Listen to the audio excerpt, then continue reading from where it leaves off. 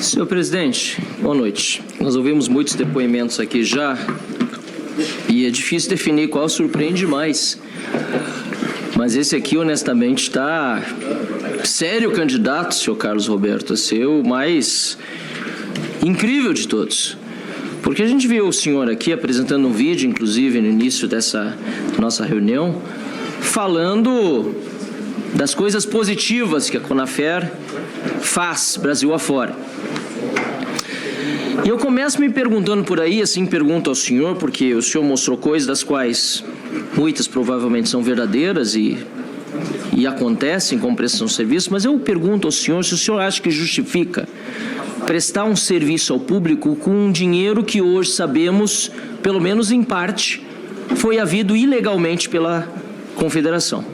Assim, pelo menos, diz a Polícia Federal. O senhor acha que justifica? A gente não comunga da mesma opinião da Polícia Federal. O senhor acha que justifica sim ou não?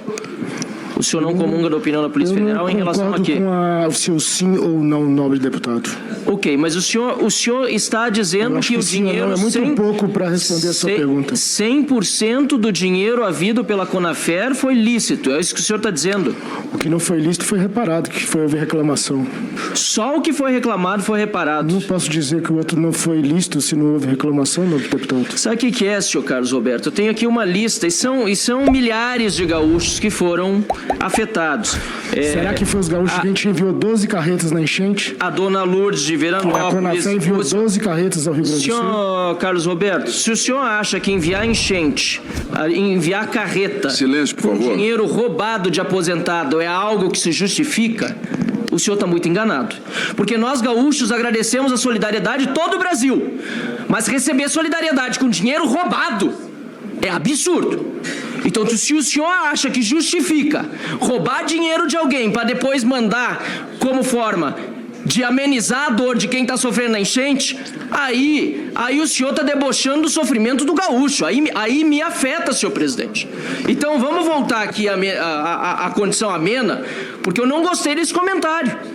Eu tô aqui falando do seu Ari de Não Me Toque, tô falando da dona Cirdes de Harmonia, tô falando da Erna de Westfália, do Nelson de Teutônia, tô falando do Adão de Campestre Serra, poderia falar do cidadão de Birubá, de 15 de novembro, de tantos municípios, Nova Candelária, Cândido Godói, municípios do Rio Grande do Sul, Cerro Branco, em que houve pessoas que reclamaram às autoridades competentes e fizeram BOs da Polícia Civil contra os descontos feitos sem autorização pela Conafer, senhor presidente. E aí eu pergunto, indo além dessa pergunta que pelo visto é retórica, porque o presidente Carlos Roberto, investigado pela Polícia Federal, não quer dar uma resposta objetiva, o senhor disse que durante o período da pandemia o senhor não poderia encontrar 100 pedidos de autorização porque o senhor tinha que buscar as bases. Essa informação confere, senhor Carlos Roberto? Eu me reservo o direito constitucional de ficar em silêncio. Não, mas o senhor disse antes que é porque não pôde buscar nas bases. Eu me reservo o direito constitucional. Sabe por que o senhor quer ficar em silêncio? O senhor mentiu antes. Senhor presidente, o ACT de 2017, na letra D, diz o seguinte, eu só não sei qual é o inciso, mas depois aqui a assessoria já me... No inciso 2 diz o seguinte, que é obrigação da Conafer manter as autorizações, as exclusões, as desistências de autorizações assinadas pelos associados e a documentação que lhe é correlata arquivada em sua sede.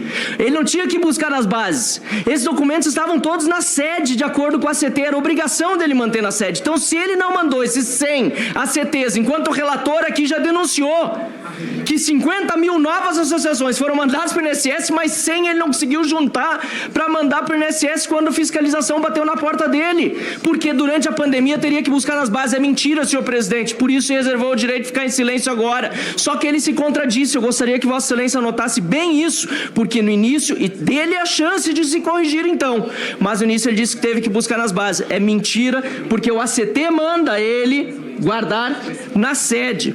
E aí eu queria saber se o senhor tem relação com o senhor André Fidelis, senhor Carlos Roberto. Me reserva o direito constitucional de permanecer em silêncio. Mas eu acho que para o relator o senhor disse que não tinha. E eu queria saber se o senhor conhece essa foto aqui. Já foi respondido.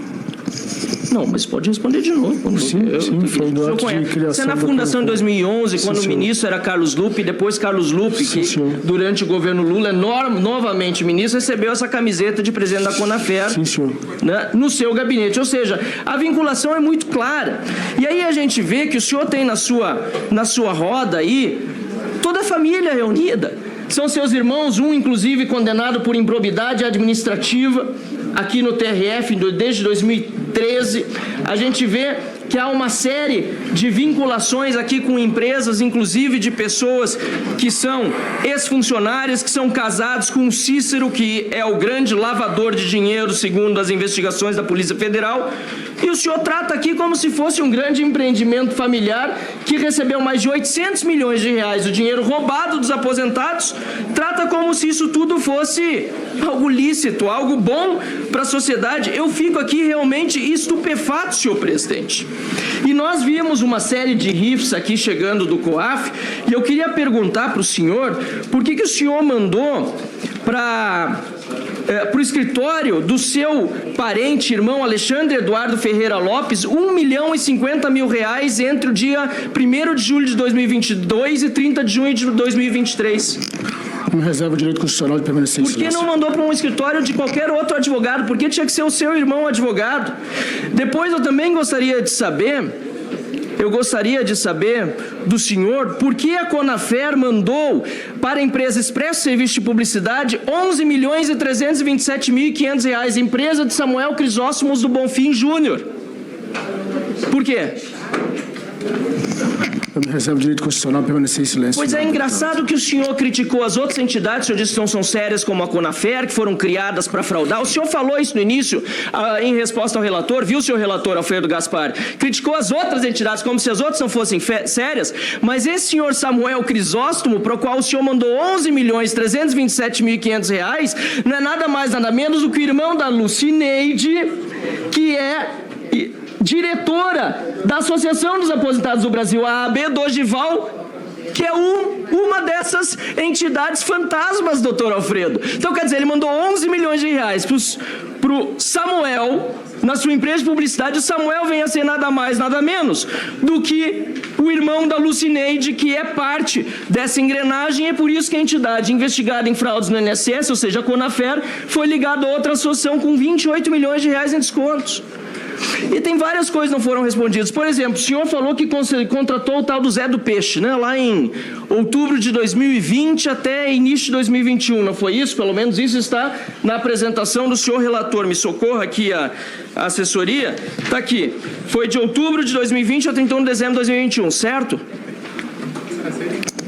Me reserva o direito constitucional de Não, mas está permanecer aqui em no silêncio. contrato. Bom, o senhor vai ficar em silêncio, mas o senhor podia me responder se sabe que o senhor Zé do Peixe, nesse período, uma parte dele, mais de meio ano, foi assessor parlamentar aqui na Câmara dos Deputados. O senhor sabe disso?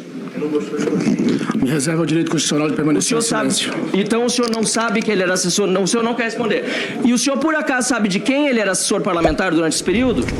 Me reserva o direito constitucional de permanecer em silêncio. Pois é, senhor presidente. Aí tem uma loja de artesanato aqui, que ele disse que até queria instalar no exterior e que fez aqui. É caro o metro quadrado no aeroporto de Brasília, viu, senhor presidente? Para ter uma loja de artesanato. E a gente vê, inclusive, que um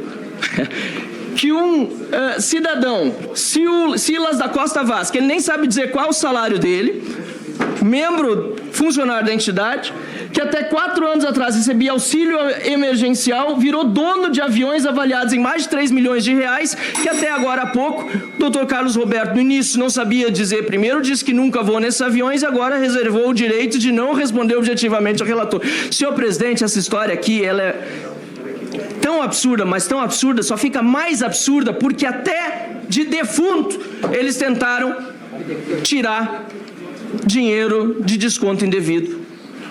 Senhor presidente, isso aqui é um descalabro. E eu falo aqui em homenagem, inclusive, aos gaúchos que sofreram nas enchentes, que foi mencionado aqui pelo senhor Carlos Roberto, porque além da enchente, ainda a desgraça de ser descontado no INSS. Quantos aposentados não perderam suas casas? Não perderam tudo, deficientes físicos, viúvas. E o senhor Carlos Roberto veio aqui dizer, mas nós mandamos carretas lá para o Rio Grande do Sul. Tá, mas carretas com dinheiro roubado dos aposentados gaúchos? É isso?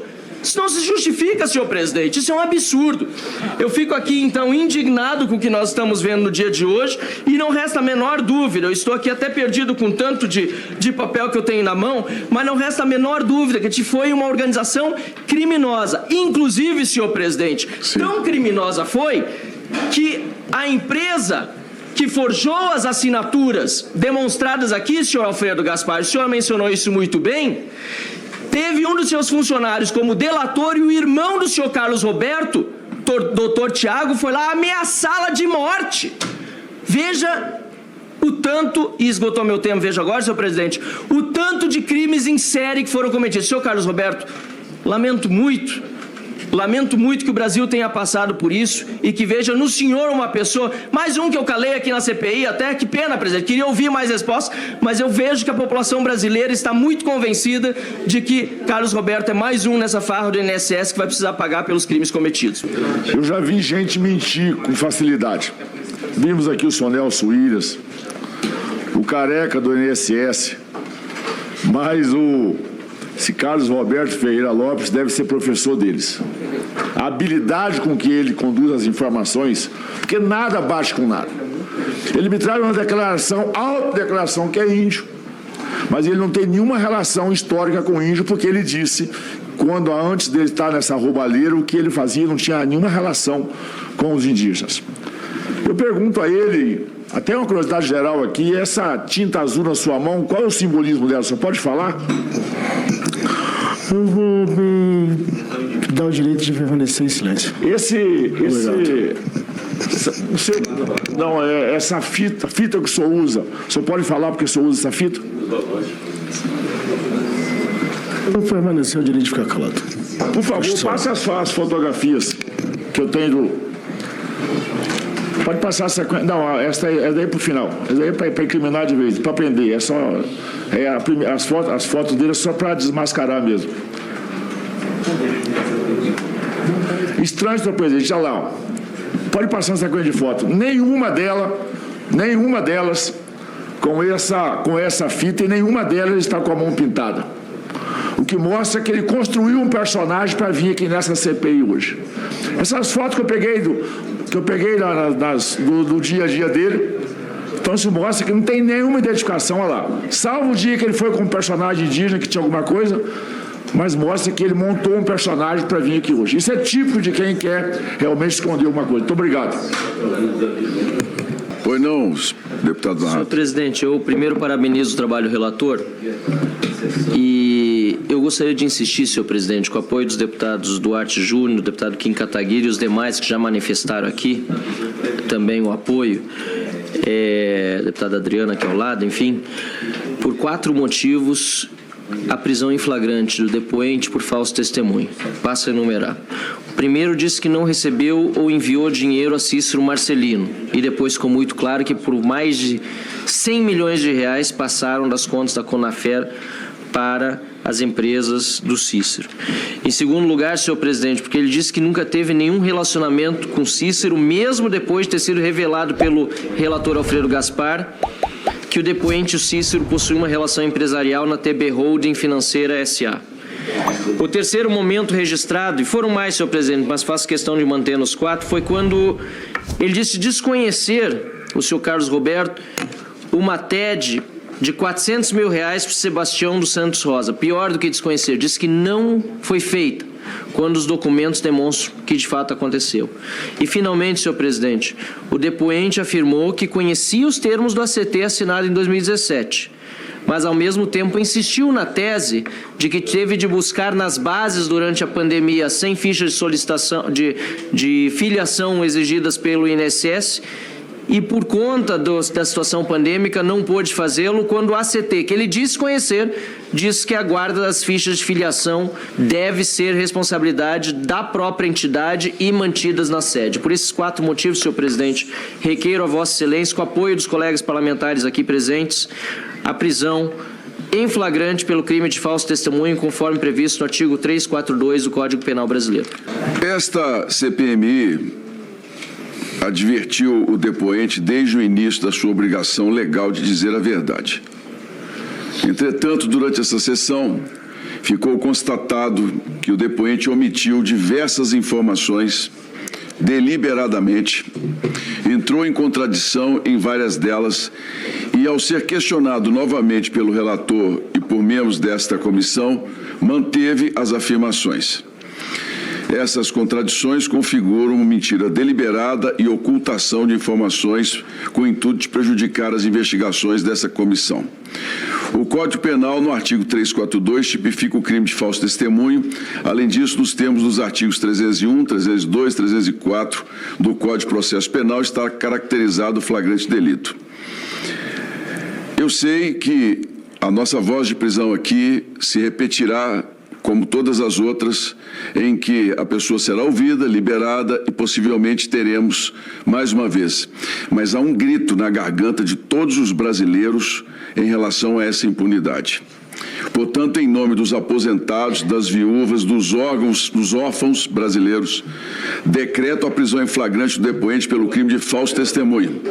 Determino à Polícia Legislativa que proceda imediatamente à condução do preso, com todas as garantias constitucionais, comunicando-se à autoridade judicial competente. E afirmo diante do Brasil: o senhor está preso em nome dos aposentados, das viúvas e dos órfãos do nosso Brasil. Quem rouba aposentado, rouba do nosso país, dos brasileiros. E aqui quem mente paga o preço. Peço à Polícia Legislativa que cumpra a determinação. Nada mais havendo a tratar, agradeço a presença de todos, declaro encerrada a presente reunião, convidando-os para a próxima a ser realizada no dia 2, do 10 às 9 horas, neste mesmo plenário, com pauta a ser divulgada pela Secretaria.